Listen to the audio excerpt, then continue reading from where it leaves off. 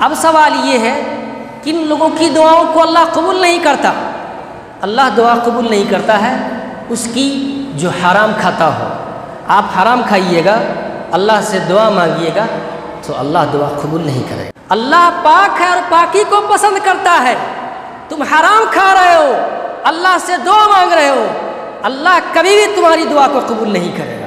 رسول اللہ صلی اللہ علیہ وسلم نے مثال دی ایک شخص کی جو بہت دور دراز سے آتا ہے اور اللہ کے سامنے ہاتھ پھیلاتا ہے، غبار آلود حالت میں، گرد و غبار لگا ہوا ہے، بہت دور سے آیا دعا کے لیے، ہاتھ اٹھایا اور کہا یا رب یا رب. آپ صلی اللہ علیہ وسلم نے فرمایا اس کی دعا قبول نہیں ہوگی، اس لیے کہ اس کا کھانا، اس کا پینا اور اس کے جسم کا لباس حرام کی کمائی سے تھا. تو حرام خور اگر ہو کوئی شخص تو اس کی دعا کو قبول نہیں اللہ کرتا. لہٰذا حلال کھائیے، اللہ آپ کی دعا کو قبول کرے گا. میرے بھائیوں، اللہ دعا کو قبول نہیں کرتا ہے کب؟ وہ دعا جس دعا کے آخر میں رسول اللہ صلی اللہ علیہ وسلم پر درود نہیں بھیجی جائے. ہر دعا روک لی جاتی ہے، دعا کو روک دی جاتی ہے یہاں تک کہ رسول اللہ صلی اللہ علیہ وسلم پر درود شریف نہیں پڑھا جائے. اور ایک دوسری روایت میں ہے کہ زمین و آسمان کے درمیان وہ دعا معلق ہو جاتی ہے، لٹک جاتی ہے. لا یصعد، وہ دعا اوپر چڑھتی ہی نہیں ہے. کون سی دعا؟ جس دعا کے آخر میں رسول اللہ صلی اللہ علیہ وسلم پر درود نہ پڑھا جائے. تو یہ طریقہ سیکھ لیجئے. دعا کے شروع میں اللہ کی حمد و ثنا ہو، اللہ کی بڑائی ہو، اللہ کے اسم اعظم کے ذریعے سے وہ دعا مانگی گئی ہو. دعا مانگنے والا اللہ پر پورا یقین رکھ رہا ہو، دعا مانگنے والا مومن ہو، حلال کھانے والا ہو، حرام کھانے والا نہ ہو.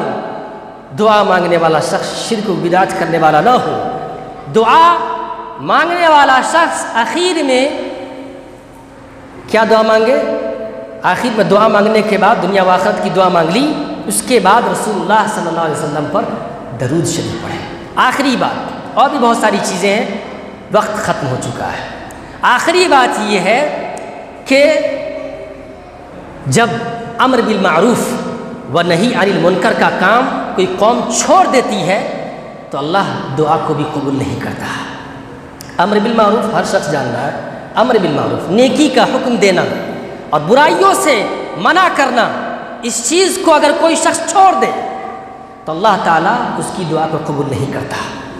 رسول اللہ صلی اللہ علیہ وسلم نے فرمایا مروا بالمعروف ونہوا عن المنکر، نیکیوں کا حکم دو، لوگوں کو سمجھاؤ، نیکیاں پھیلاؤ، مبلغ بنو، دعوت و تبلیغ کا کام کرو، دین پھیلاؤ، لوگوں کو برائیوں سے، شرک سے، بدعات سے، ظلم و زیادتی سے، ہر طرح کے گناہوں سے، منہیات سے بچاؤ، مکروہات سے بچاؤ. قبل ان تدعوا لا استجاب لکم، اس سے پہلے کہ تم اللہ سے دعا مانگو اللہ تمہاری دعا کو قبول نہ کرے.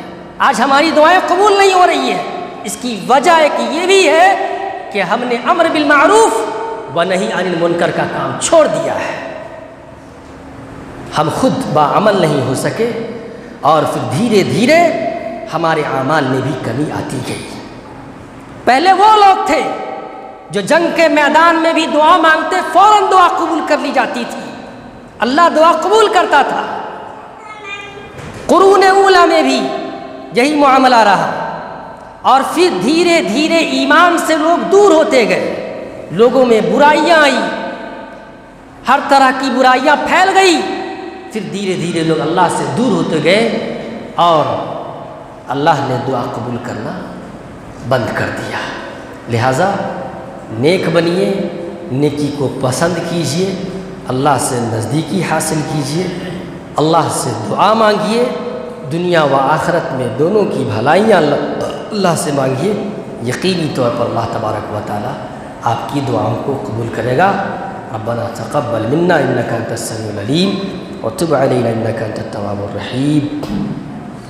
صلی اللہ علی النبی وآلہ وصحبہ وسلم.